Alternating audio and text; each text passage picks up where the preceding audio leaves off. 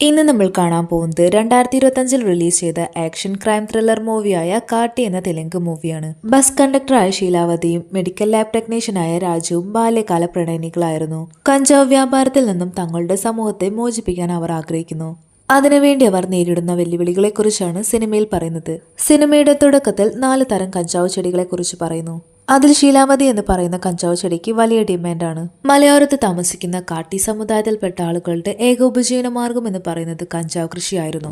ആ ഗ്രാമത്തിലുള്ള ഓരോ സ്ത്രീയും പുരുഷന്മാരും മറ്റു ജോലിക്കൊന്നും പോകാതെ കഞ്ചാവ് കൃഷി ചെയ്താണ് ജീവിക്കുന്നത്. ഏകദേശം 150 കിലോളം കഞ്ചാവ് അവർ ചുമന്ന് ഒരിടത്തു നിന്നും മറ്റൊരിടത്തേക്ക് കൊണ്ടുപോകും. അങ്ങനെ കാട്ടിലൂടെ നടന്നു പോകുമ്പോൾ ചിലപ്പോൾ ചില ആളുകൾക്ക് മരണം വരെ സംഭവിക്കാറുണ്ട്. എന്നിരുന്നാലും അവർ കഞ്ചാവ് ബിസിനസ് നിർത്താതെ തുടർന്നിരുന്നു. കാരണം ശീലാവതി എന്നു പേരുള്ള കഞ്ചാവ് ചെടിക്ക് കിലോയ്ക്ക് 1 ലക്ഷം രൂപയോളം വിലയുണ്ടായിരുന്നു. അടുത്ത സീനിൽ വിശ്വ എന്ന് പറയുന്ന പോലീസ് ഓഫീസറെ കാണിക്കുന്നു. അതിർത്തിയിൽ നിന്നും ഒരു ട്രക്ക് പരിശോധിക്കുന്നതിനിടയിൽ ട്രക്കിൽ നിന്നും 50 കോടി വില മതിക്കുന്ന കഞ്ചാവ് കണ്ടെടുക്കുന്നു. കൂടാതെ ഡീസൽ ടാങ്കിൽ പ്രത്യേകം തയ്യാറാക്കിയ ബോക്സിൽ ലിക്വിഡ് രൂപത്തിലുള്ള കഞ്ചാവും പിടിച്ചെടുക്കുന്നു. ആ ഓഫീസറാണെങ്കിൽ ഈ കേസ് വളരെ ഗൗരവമായി ഏറ്റെടുക്കുന്നു. ദ്രാവക രൂപത്തിലുള്ള കഞ്ചാവ് എവിടേക്കെല്ലാം കൊണ്ടുപോയതെന്ന് കണ്ടെത്താൻ വിശ്വം തീരുമാനിക്കുന്നു. അടുത്ത സീനിൽ കഞ്ചാവ് വിതരണം ചെയ്യുന്ന നായിഡു സഹോദരന്മാരെ കാണിക്കുന്നു. അതിൽ മൂത്ത സഹോദരൻ വളരെ അക്രമാസക്തനാണ്. താനല്ലാതെ മറ്റാരെങ്കിലും ശീലാവതി എന്ന് പറയുന്ന കഞ്ചാവ് ചെടി പുറത്തേക്ക് കടത്തിയാൽ അവരെല്ലാം ക്രൂരമായി കൊന്നുകളയും. ഒരു ദിവസം നായിഡുവിന് അതേ ഗ്രാമത്തിൽ രഹസ്യമായി ശീലാവതി ചെടി വളർത്തുന്നതായി വിവരം ലഭിക്കുന്നു. ഉടനെ നായിഡു അവരുടെ അടുത്ത് ചെന്ന് വാണിംഗ് കൊടുക്കുന്നു. അത് കഴിഞ്ഞ് സിനിമയിലെ നായികയെ കാണിക്കുന്നു. നായികയുടെ പേര് ശീലാവതി എന്നാണ്. അവൾക്ക് ഈ പേര് ലഭിക്കാനുണ്ടായ കാരണം ശീലാവതിയുടെ അമ്മയ്ക്ക് പ്രസവം വളരെ കോംപ്ലിക്കേറ്റഡ് ആയിരുന്നു. അതിനാൽ അവിടെയുള്ളവർ അവർക്ക് ശീലാവതി എന്ന് പറയുന്ന കഞ്ചാവ് ചെടി നൽകുന്നു.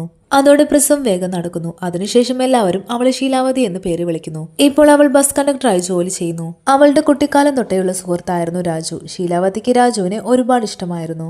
അവനും തിരിച്ചങ്ങനെ തന്നെ ആയിരുന്നു.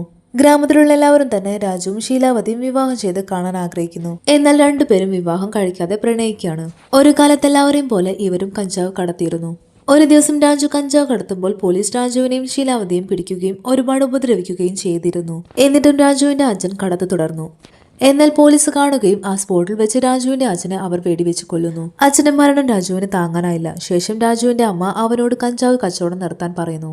അമ്മയ്ക്ക് വേണ്ടിയും ശീലാവതിക്ക് വേണ്ടിയും അവൻ കഞ്ചാവ് കച്ചവടം നിർത്താൻ തീരുമാനിക്കുന്നു. അങ്ങനെ കുറച്ച് ദിവസങ്ങൾക്ക് ശേഷം അവന്റെ അമ്മയും മരിക്കുന്നു. അമ്മയുടെ മരണത്തിന് ശേഷം അവൻ ലാബ് ടെക്നീഷ്യനായി ജോലി ചെയ്യുകയാണ്.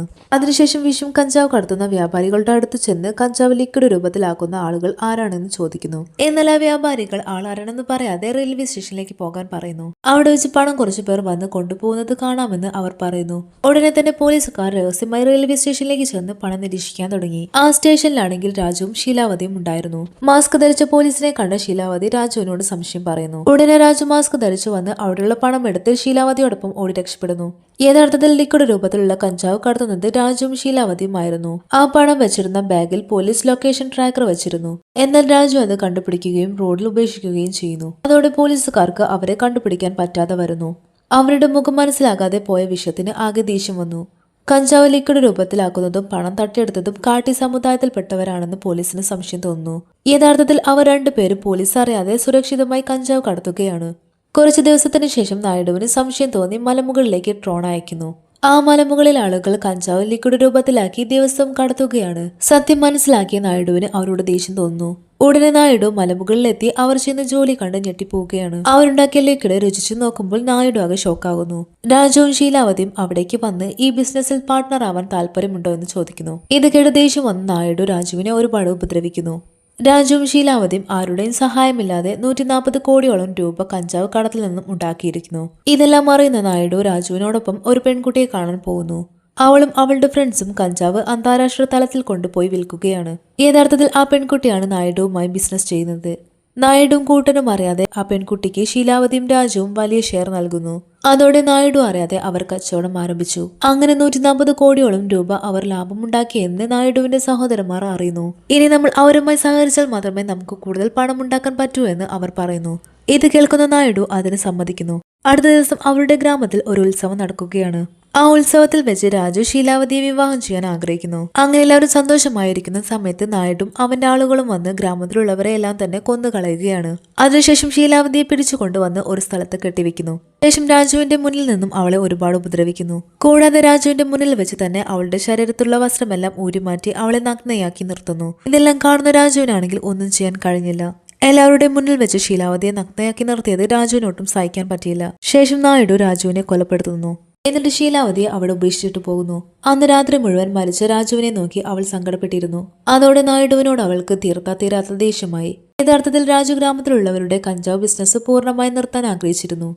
എങ്ങനെയെങ്കിലും ഗ്രാമത്തിലുള്ളവരുടെ ജീവിതം മാറ്റണമെന്നും അവൻ ആഗ്രഹിച്ചിരുന്നു. കാരണം കൊച്ചുകുട്ടികൾ ഉൾപ്പെടെ എല്ലാവരും കഞ്ചാവ് കടത്തുകയാണ്. അതുകൊണ്ട് കുട്ടികളെ പഠിപ്പിക്കാൻ വേണ്ടി അവൻ കഞ്ചാവ് വിറ്റ പണം കൊണ്ട് സ്കൂൾ പണിതു. കൂടാതെ ഗ്രാമത്തിലുള്ളവർക്ക് ആശുപത്രിയും ഉണ്ടാകുന്നു. അതിനുശേഷം കാണിക്കുന്നത് ശീലാവതി രാജു നിർമ്മിച്ച ലാബ് കത്തിക്കുന്നതാണ്. അവിടെ ഉണ്ടായിരുന്ന നായിഡുവിന്റെ ആളുകളെല്ലാം തന്നെ അവൾ അടിച്ചു കൊല്ലുന്നു. അതിലുള്ള ഒരാൾ രാജുവിന്റെ ശവക്കുടീരം കുഴിക്കാൻ ശ്രമിക്കുന്നു. സത്യം മനസ്സിലാക്കിയ ശീലാവതി അയാളുടെ തല വെട്ടിയെടുത്ത് എല്ലാവരെയും ഭയപ്പെടുത്തുന്നു. ഈ വാർത്ത വളരെ വൈറലായപ്പോൾ കഞ്ചാവ് ദ്രാവക രൂപത്തിലാക്കി വിൽക്കുന്ന കാര്യം എല്ലാവരും അറിയുന്നു. അതോടെ ഈ കള്ളക്കടത്ത് കൈകാര്യം ചെയ്യുന്ന എല്ലാവരുടെയും ബോസിനെ കാണിക്കുന്നു. അവൻ നായിഡുവിനെയും കൂട്ടരെയും നിയന്ത്രിക്കുന്നു. ശീലാവതിയെ കണ്ട് എങ്ങനെയെങ്കിലും ഈ ബിസിനസ് വീണ്ടും ആരംഭിച്ച് ദ്രാവക രൂപത്തിലുള്ള കഞ്ചാവ് മറ്റു രാജ്യങ്ങളിലേക്ക് വിതരണം ചെയ്യാൻ അവർ ആഗ്രഹിക്കുന്നു. ഉടനെ നായിഡുവിന്റെ സഹോദരൻ ശീലാവതിയെ കാണാൻ ചെല്ലുന്നു. അവളെ കണ്ട് നടന്നതിനെല്ലാം തന്നെ സോറി പറയുന്നു. എന്നിട്ട് ബിസിനസ് ആരംഭിക്കാമെന്നും ലാഭത്തിന്റെ പകുതി തനിക്ക് തരാമെന്നും പറയുന്നു. എന്നിട്ട് രാജുവിന്റെ ഓർമ്മയ്ക്കായി അവൾ തന്നെ ഒരു താലി കഴുത്തിൽ കെട്ടിയിരുന്നു.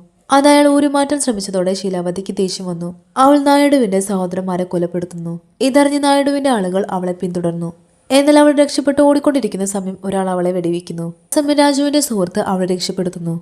അതോടെ നായിഡുവിന്റെ സഹോദരൻ മരിച്ചത് കാരണം അയാൾക്ക് വളരെ ദുഃഖം തോന്നുന്നു. അതുകൊണ്ട് അയാൾ ശീലാവതിയെ കൊല്ലാൻ തീരുമാനിക്കുന്നു. അവളാണെങ്കിൽ നായിഡുവിന്റെ ആളുകളെല്ലാം തന്നെ കൊല്ലുന്നു. ശേഷം ശീലാവതി തന്റെ ഗ്രാമത്തിലുള്ളവരെല്ലാം തന്നെ കാണാൻ ചെല്ലുന്നു. കഞ്ചാവ് കൃഷി എന്നേക്കുമായി ഉപേക്ഷിക്കാൻ അവൾ അവരോട് പറയുന്നു.